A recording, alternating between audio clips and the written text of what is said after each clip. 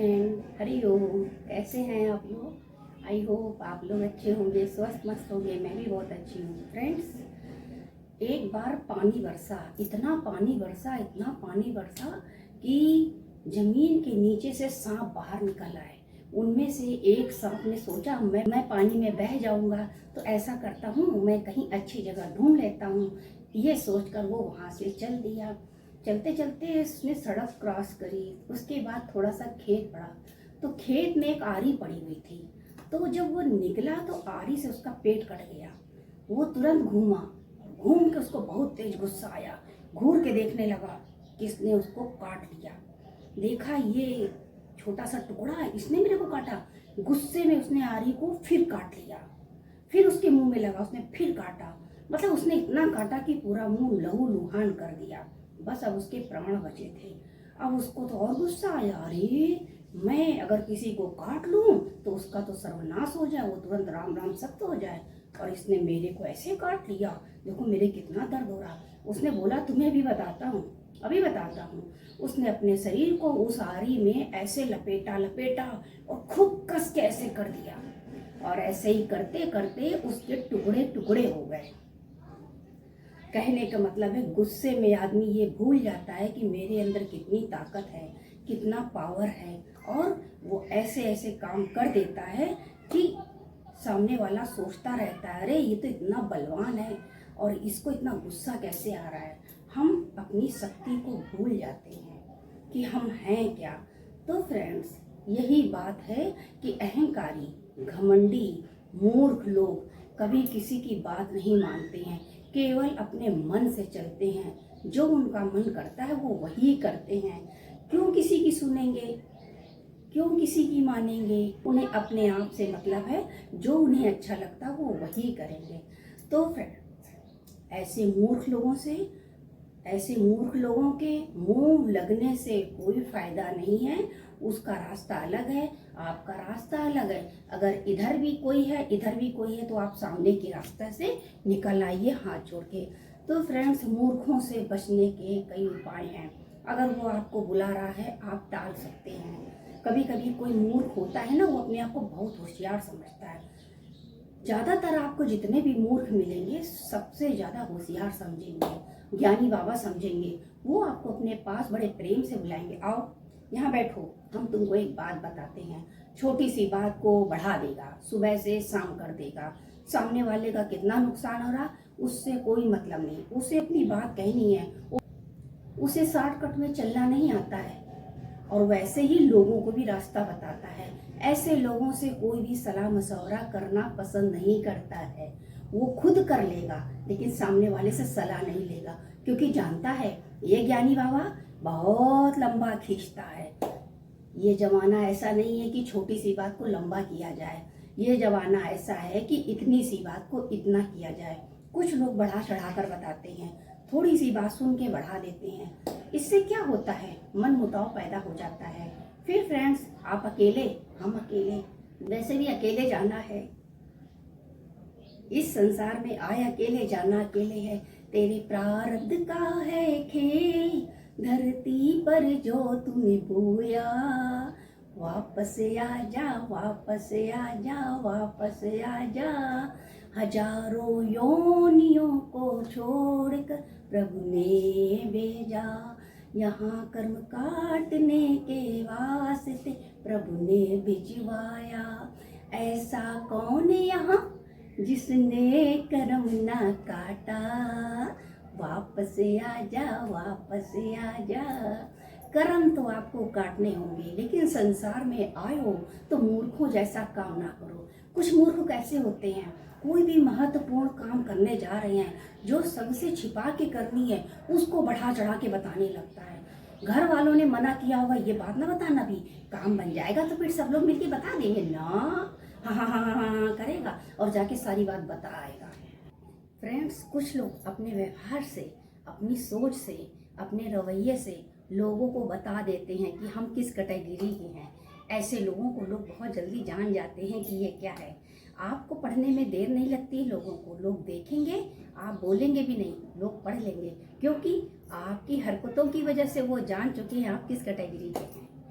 तो फ्रेंड्स, आपकी सोच, आपकी विचार दर्शा देती है सामने वाले की कि ये इंसान कैसा है। अपने आप को सही रखिए, समझदार रखिए, जिसमें लोग 4 लोग आपकी इज्जत करें।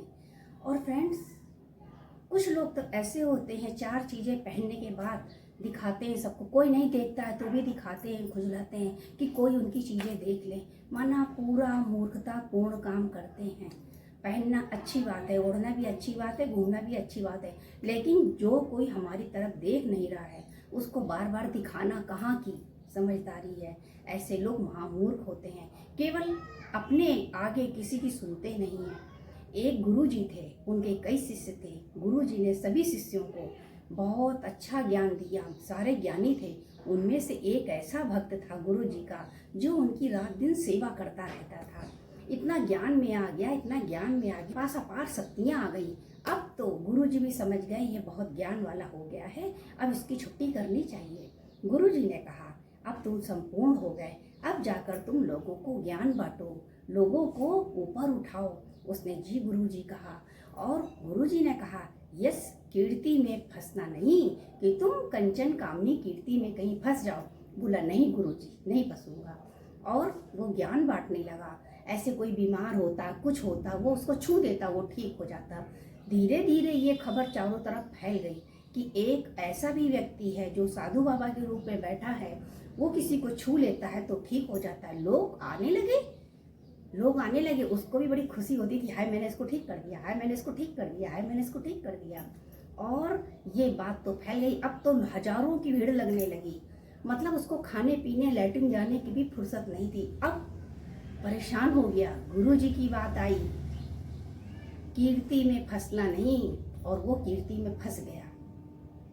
उसने सोचा क्या करूं, रात में 12 बजे भागा जंगल की ओर, यहाँ बैठकर धूनी रमाऊंगा और गुरुजी से माफ़ी मांगूंगा।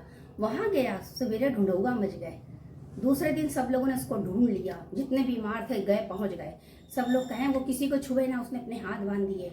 कोई उसका एक बाल तोड़ रहा, कोई यहाँ छू रहा, कहीं यहाँ छू रहा, एक एक करके शरीर के सारे बाल लोग ले गए।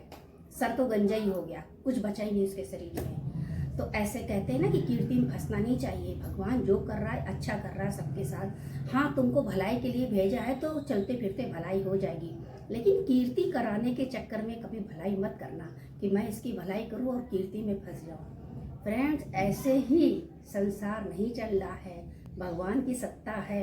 मैं तो बातें क्यों नहीं, भगवान हैं, इस जमाने में भी हैं, उस जमाने में भी थे। द्रौपदी का चीरहरण हुआ तब भी थे, और जब द्रौपदी आई तो उनको बोला गया कि जाओ बांट लो, तब भी थे भगवान। लेकिन उस युग में भगवान थे, इस युग में भी हैं। सबको अपने कर्म काटने ही पड़ेंगे, सबको कर्म काटने पड़ेंगे, चाहे द्रौपदी हो, चाहे राम जी हो, चाहे किशन जी हो, चाहे हम लोग हों, चाहे आप लोग हों। कर्मों से कोई नहीं बचा है, कर्मों से तौबा आपको करनी है।